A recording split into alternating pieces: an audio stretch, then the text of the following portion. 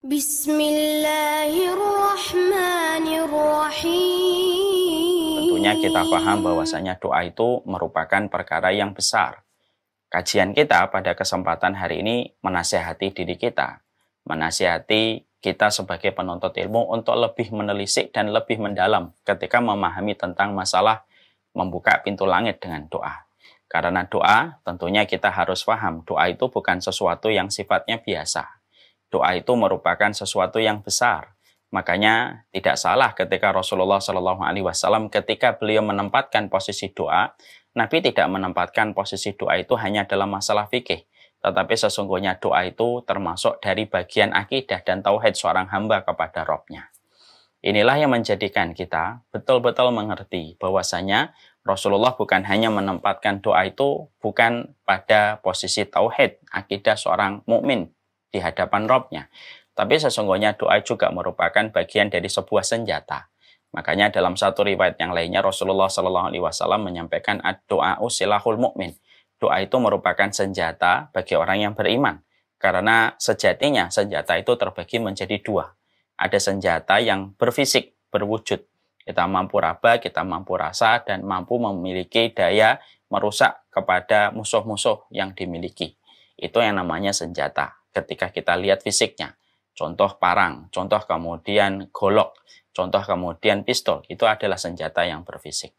Tapi ada senjata yang kedua, senjata yang tidak berfisik, senjata yang tidak berwujud, senjata yang justru lebih lembut daripada hembusan angin, lebih lirih daripada suara-suara anak yang kita dengarkan. Tapi bisa jadi efek yang ditimbulkan dari senjata yang kedua jauh lebih besar daripada efek yang ditimbulkan dari senjata yang pertama. Karena senjata yang kedua langsung berkaitan dengan Allah, dan ketika Allah sudah dilibatkan, maka tidak ada satupun tembok dan tidak ada satupun benteng yang bisa menahan apapun yang ada di hadapan ketika kekuatan doa itu sudah ditujukan kepada orang-orang yang didoakan. Inilah yang menjadikan kita memahami bahwasanya doa itu perkara besar dan kita tidak boleh anggap ini merupakan perkara ringan. Karena kebaikan hidup kita mungkin salah satunya dari doa. Makanya kalau saya sering ditanya secara sederhana, ngobrol-ngobrol, bisik-bisik dengan teman-teman atau keluarga gitu. Kalau ditanya apa yang menjadikan Ustadz dimudahkan urusan dalam hidupnya, ya, maka sering saya berkata, bukan karena hebatnya saya, bukan karena pintarnya saya, bukan karena luasnya kenalan dan circle saya. Tapi terkadang apa yang saya peroleh ini merupakan bagian dari kekuatan doa ibu kita dan bapak kita yang tersungkur di dalam sujudnya, yang doanya mereka kepada kita terkadang jauh lebih banyak daripada doa mereka kepada diri mereka, dan itulah yang menjadikan banyak persoalan kehidupan kita menjadi lebih mudah ketika doa itu betul-betul sudah tertambat di pintu langit dan terdengar nyaring di sisi Allah. Ya. Makanya kalau kita lihat ada orang, misalkan ada fulan, kok kelihatannya dia nggak terlalu pintar, tapi kok kehidupannya dimudahkan oleh Allah. Mungkin itu karena doa ibunya. Mungkin kita menjumpai anak kita pun sama anak kita menghadapi berbagai masalah, kok mampu dia menyelesaikan masalah-masalah itu. Padahal kita tahu latar belakang anak kita sendiri di waktu kecil kayak apa, terjadi perubahan. Mungkin karena doa-doa kita yang dikabulkan oleh Allah Subhanahu wa Ta'ala. Karena bisa jadi banyak sekali persoalan dalam kehidupan kita, seluruh carut-marutnya, keruwetan yang kita dapatkan di dalam kehidupan kita disebabkan karena kelalaian kita untuk menempatkan posisi kekuatan yang Allah berikan kepada kita bernama doa. Dan tidaklah kemudahan yang kita peroleh dalam kehidupan kita, ya kecuali karena kita senantiasa menggantungkan harapan kepada Allah, dan Allah adalah zat yang tidak pernah mengecewakan setiap makhluknya ketika berdoa dan meminta kepada Allah. Mari kita raba gitu ya. Diri kita, saya masalah ini, kenapa ya? Ya karena mungkin doa kita. Kok saya dimudahkan ini, ya mungkin karena doa. Makanya kemudian kita menjumpai ada sebuah kisah nyata yang pernah saya tahu sendiri. Bagaimana ada dua orang yang mereka bercerita bahwasanya mereka dari kampung yang sama. Sekolah SD-nya juga sama. Dipertemukan kembali ketika mereka kuliah. Kuliahnya juga kemudian mengambil fakultas yang sama. Qadarullah, ternyata ketika mereka menikahnya pun tidak selang jarak yang begitu lama antara yang satu dengan yang satu. Qadarullah, pekerjaan mereka juga tidak terlalu jauh. Ternyata mereka juga punya anak. Yang satu punya anak, yang kedua juga punya anak. Tapi Masya Allah ya, ternyata terjadi sesuatu yang agak berbeda.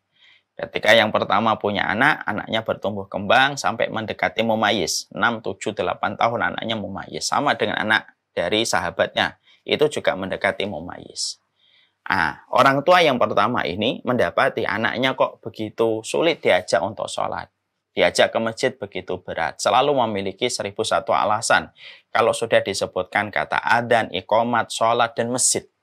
Sampai betul-betul dia khawatir. Ini kenapa? Kalau berjalan semacam ini sampai dewasa, saya khawatir terhadap keimanan anak saya. Karena keimanan, salah satu barometer keimanan itu adalah melalui sholat. Maka pada satu waktu dia mencoba untuk tegas, mengajak dengan paksa anaknya, tapi anaknya tidak mau. Hampir-hampir beliau kecewa dan hampir beliau itu menampar, mencubit anaknya itu. Karena kekecewaan yang sudah menumpuk-numpuk ketika anaknya begitu sholat. Begitu sulit untuk sholat. Kalau sudah mendengar adzan, iqomat, masjid, sholat itu menjadi kata yang selalu dia hindari anak itu. Ketika dia dalam kondisi yang betul-betul kecewa, betul-betul dia kecewa, maka kemudian akhirnya dia pergi, menenangkan diri, dia healing. Dia pergi, dia malah justru mendatangi temannya. Tidak ada niat dia kecuali ingin untuk menenangkan pikiran dia. Ketika sampai di rumah sahabatnya, dia menjumpai keluarganya karena mereka sudah selayak saudara bertemu dengan anak dari teman dan sahabatnya. Masya Allah mereka ngobrol sampai terdengar waktu adzan. Ketika terdengar waktu adzan, sahabatnya lalu berkata sama anaknya, "Nah, ini sudah adzan, siap-siap mau sholat." Anaknya begitu gampang, begitu ringan, langsung mempersiapkan dirinya untuk sholat. Lalu berangkatlah mereka bertiga, beliau, sahabatnya, dan anak sahabatnya ke masjid.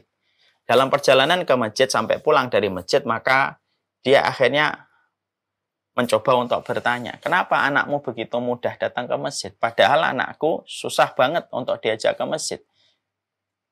Apa yang membedakan ya antara saya dengan dirimu? Maka sahabatnya menjawab, saya tidak tahu. Nggak tahu memang anak saya. Alhamdulillah begitu mudah ketika diajak ke masjid. Ngobrol mereka mencoba untuk mencari jawaban. Sampai sahabatnya ini kemudian berkata kepada sahabat itu, ada satu kebiasaan, mungkin kebiasaan ini kamu lakukan ataukah tidak? Maka teman yang kecewa dengan anaknya bertanya, apa kebiasaanmu? Ada kebiasaan yang selalu saya lakukan ketika dulu istri saya mengandung.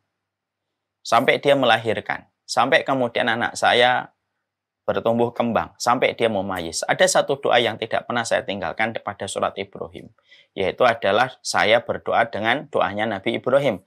Rabbi ja'alni muqimas shalah wa min dzurriyyati.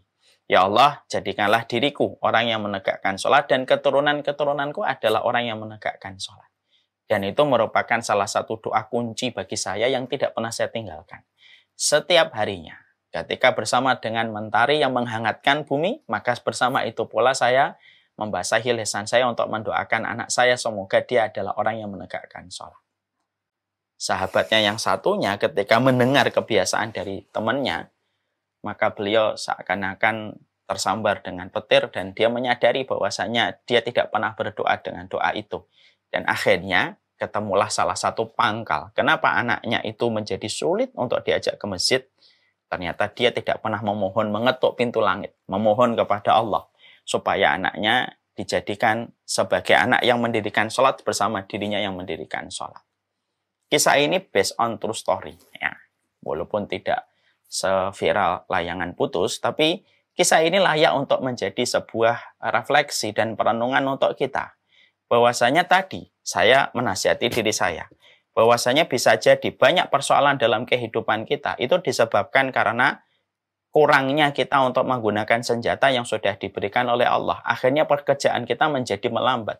Akhirnya kemaslahatan dalam kehidupan kita justru dalam kondisi slow motion ketika kita tidak memaksimalkan kekuatan kita.